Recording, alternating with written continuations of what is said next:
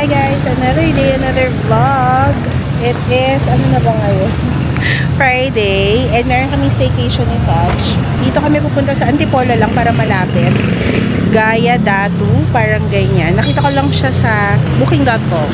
Pero bago kami pumunta, daan lang muna kami sa isa sa mga convenience store para bumili ng mga chips and mga some toiletries.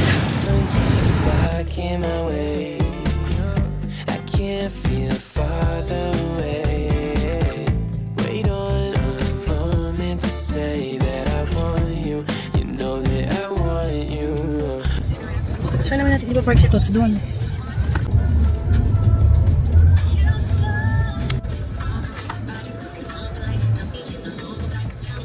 Okay?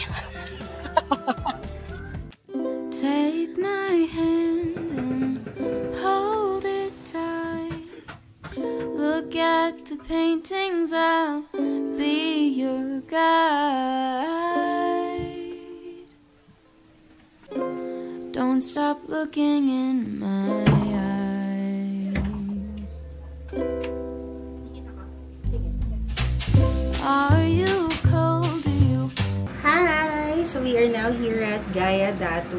Dito to sa Antipolo guys. And I think from Sachi's place, mga naka 30 minutes or 40 minutes din kami na travel. So first impression, medyo challenging sa pagpunta. Kasi mali kami ng ruta na dinaanan. Iba pala dapat na way yung dinaanan namin. Yung room na nabook namin is the Lapu room. And kung ano yung nakita mo sa Airbnb or sa website, same na same naman talaga siya. So if you're looking for that rustic, close to nature feels, then this is definitely for you. I think we paid around 7,000 pesos for the entire stay without breakfast yun guys. Walang aircon guys, walang window, meron lang siyang door dito. So expect siguro later may mga mosquitoes, ganyan. Pero medyo mataas naman to guys na part ng Antipolo. Mahangin siya. So for us, it is really an experience worth trying. And yung toilet guys, common. Tapos meron siyang parang set up pool dun sa baba. I don't think malinis siya nung nakita ko kanina. Pero kung magsistay ka lang sa room, yung araw na wala kang gagawin, yung gusto mo lang talagang tumambay, may Netflix guys, so pwede kayong manood ng Netflix.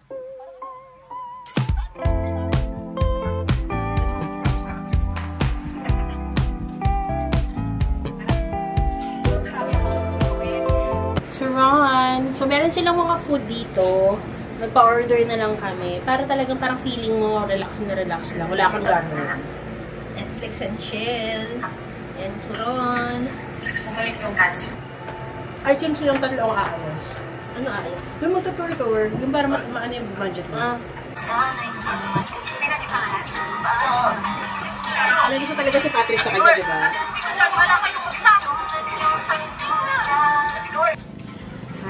Finish lang manood nung Netflix, yung A Journey, mga Tabing Ilog cast. Then, natuwa ako. Yung aking Tabing Ilog heart happy. Nakita ko si Patrick Garcia na gumagawa uli ng, ayan, mga film. So, na-enjoy ko yung movie kahit grabe yung iyak ko.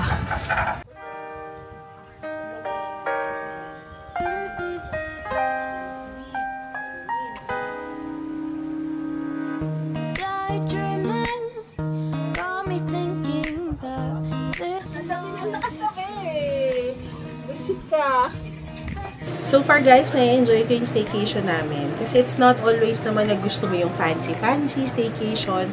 Sometimes ito yung being closer to nature. Medyo nakakapraning guys ha, kasi walang bintana. As in open yung harap namin. Hindi mo alam kung anong pwedeng pumasok, mga lamok, mamaya lalo na pag madilim. Sometimes yung mga auntie need din maging adventurous, diba? Parang ito na yung as far as I can go. Na adventure more than this. Parang hindi ko na ata kaya. Ayun, later may massage kami. Sobra ko siyang ililook forward. Kasi dapat 4 o'clock yun. And I think same staff din. Yung mga nagluluto ng food. At saka yung mga nagmamassage. Meron silang menu. Order na lang kayo ng gusto nyo. Meron silang breakfast, lunch, dinner, merienda, may mga alak din sila sa menu. So, hindi naman kayo magugutuman dito, guys. Itong area is sobra talagang medyo secluded, na hindi talaga yung pwedeng lumabas ka na lang. If there's anything na gusto nyong ipabili sa kanila, I think pwede rin naman nilang ma-accommodate. Okay naman kami so far, and we are enjoying. Nag-enjoy ka naman, Sach? Yeah. Kaya mo siya, nagready lang siya. Pero ayun, back to the live muna ka guys. I'll see you later. Siguro pag dinner na.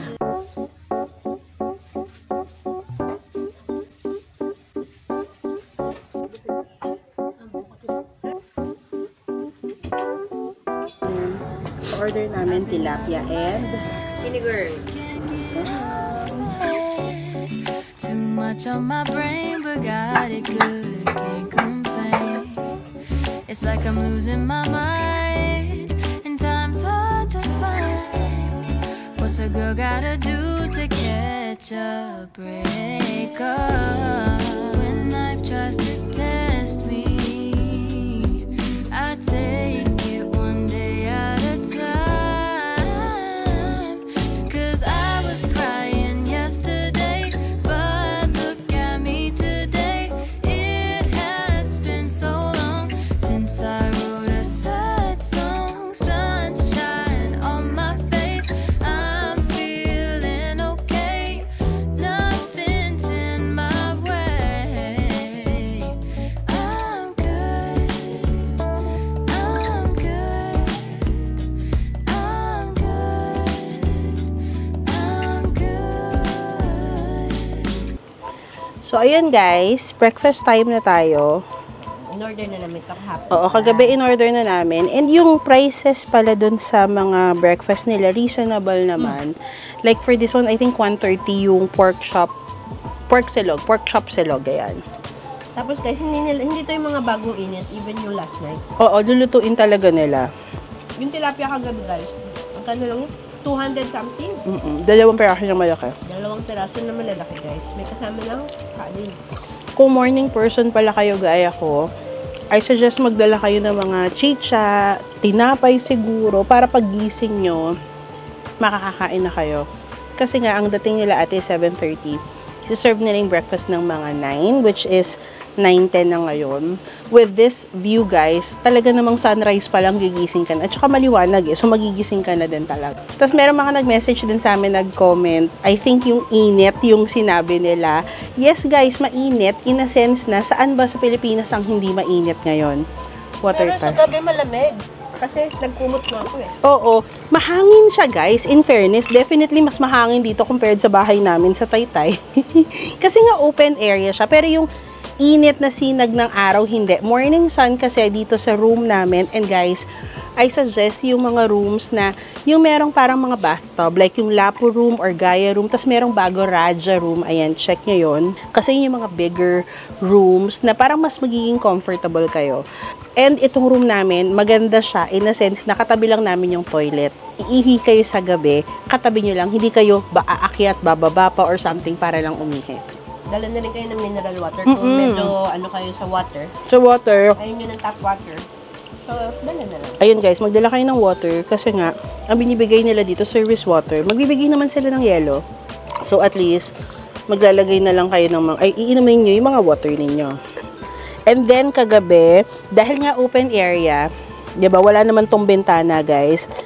Nung bago kami matulog, may mga times na nagpapatay si Satch ng grasshopper. Ayun. Tapos, ayun lang naman. Ay, meron pa isa tutubi ba? Ano ba yun?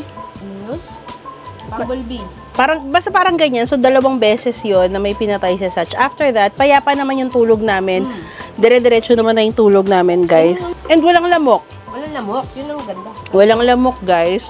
Tapos, meron na kasing isang electric fan bawat isang room, I think. So, sabi ko sa kanya, manghingi siya or manghiram siya ng isa pang electric fan. Binigyan naman nila kami agad. So, parang tig-isa kami ng electric fan kagabi. So, I mean, comfortable naman na yung tulog namin. Nag-electric fan talaga ako, lalo na sa paa. Kasi nga, if ever may lamok, ganyan, at least hindi kakagatin. Pero, so far, okay yung stay. And by the way, guys, if you plan to work from here, yung walang signal dito. Like, meaning, kung tatawagan kayo via phone, ganyan, walang signal, but malakas ang wifi nila. Nakapag-live pa ako kagabi, so I think, work-wise, hindi ka magkakaproblema, just in case, at least for this stay, yun yung na-experience namin sa wifi nila, hindi naman nag-fluctuate or something. All along connected naman kami. Kumbaga, ito yung culminating namin ni Such for the Eid public holidays. Having you recharge for the next week's work ulit. Kasi, hindi na kami Ramadan timing, guys. Back to regular programming na kami na 8 hours per day. Uli, unlike from the last month, simula dumating din kami dito na 6 hours per day lang yung work. Kasi nga Ramadan timing. So, yeah, it is definitely a good recharge for the both of us. And I hope na makapag-staycation pa kami bago siya bumalik ng Dubai, at least with the family. So, ayan, yun lang. Diretso muna kaming kain and later, uwi na rin kami.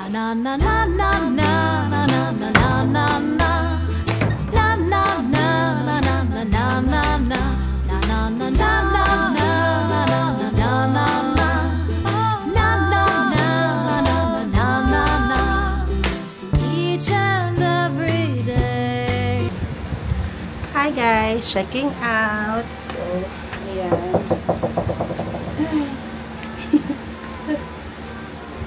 Yun lang.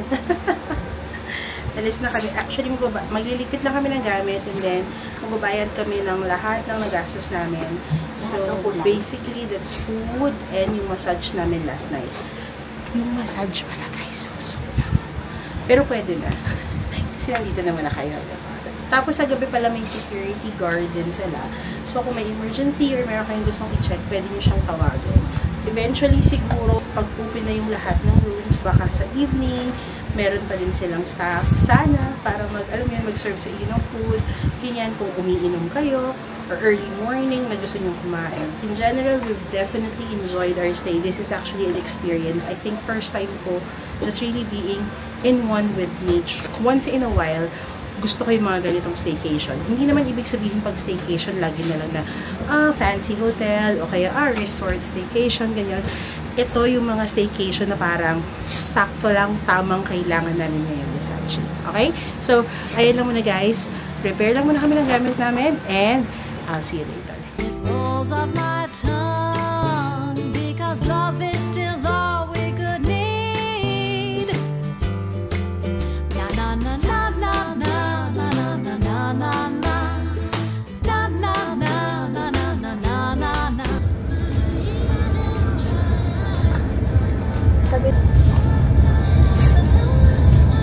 We are on our way home now, and guys, dito sa pabalik naming dinadaanan, definitely way better nung dinaanan namin papunta. Medyo matarik lang siya. Ayan, medyo maano lang. So kung pupunta kayo, i-follow nyo yung direction nila na sa Airbnb.